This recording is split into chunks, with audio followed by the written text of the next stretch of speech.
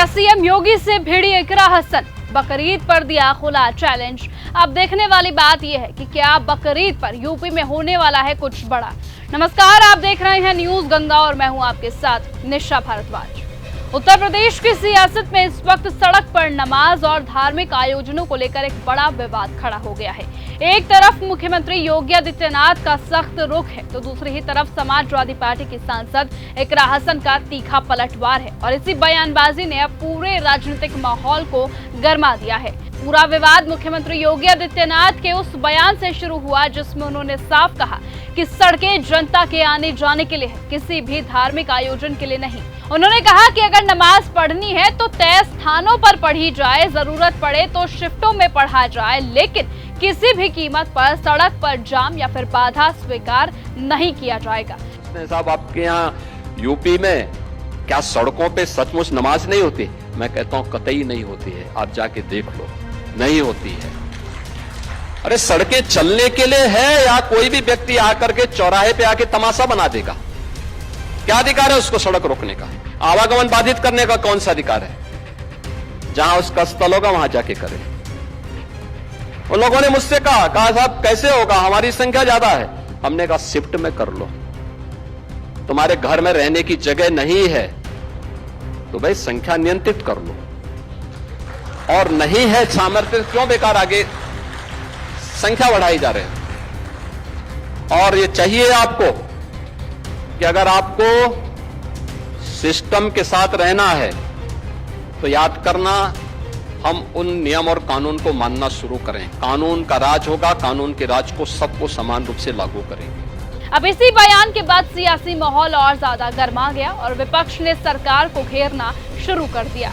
Samajwadi party की सांसद इकरा हसन ने इस पर कड़ा एतराज जताते हुए सरकार पर सीधा हमला किया। उन्होंने कहा कि देश का संविधान हर नागरिक को धार्मिक स्वतंत्रता का अधिकार देता है और किसी भी सरकार को ये हक नहीं है कि वो किसी विशेष समुदाय को इस तरह टारगेट करे। इकरा हसन ने सवाल उठाया कि जब देश में बड़े बड़े त्योहार सड़कों पर मनाए जाते हैं और किसी को आपत्ति नहीं होती, तो सिर्फ 2 मिनट की नमाज पर इतना विवाद क्यों? उन्होंने इसे एक तरफा और भेदभाव पूर्ण नीति करार दिया और कहा कि सड़कें किसी एक वर्ग की नहीं बल्कि पूरे समाज की साझा संपत्ति है। नहीं पढ़ता है, सिर्फ एक दिन ईद वाले दिन लोग पढ़ लेते हैं और जिस तरीके से तानाशाही हम देख रहे हैं तो कोई वैसे भी नहीं पढ़ता है। इन सब बातों से वो जो समाज में जहर फैलाना चाहते हैं वो नहीं होगा।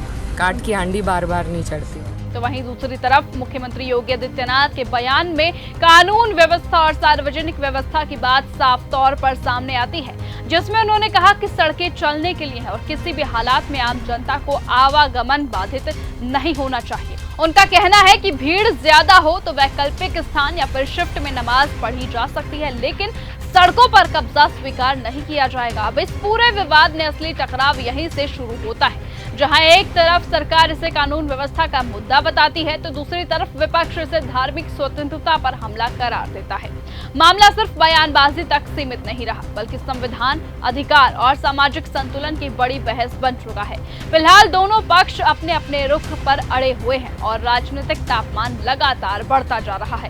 अब देखना यह होगा कि ये विवाद आगे चलकर शांत होता है या फिर सियासत में एक और बड़ा तूफान खड़ा करता है। अब देखने वाली बात यह होगी कि सीएम योगी आदित्यनाथ के बयान पर जिस तरीके से इकरा हसन ने अपनी बात रखी है, सीएम योगी को क्या उन्होंने खुला चैलेंज दिया है कि अब यूपी में कुछ बड़ा होने वाला है या नहीं, वो तो बकरीद वाले दिन ही पता चलेगा। फिलहाल इस पूरे मामले पर आपकी क्या कुछ राय है, कमेंट करके जरूर बताइएगा। और आज की इस खबर में सिर्फ इतना ही। देखते रहिए और बने रहिए न्यूज गंगा के साथ। नमस्कार। अगर आपको यह हमारा वीडियो पसंद आया हो तो इसे लाइक और शेयर करना बिल्कुल ना भूलें। साथ ही हमारे चैनल न्यूज गंगा को सब्सक्राइब और फॉलो जरूर करें ताकि देश और दुनिया की हर बड़ी खबर आप तक सबसे पहले पहुंचे।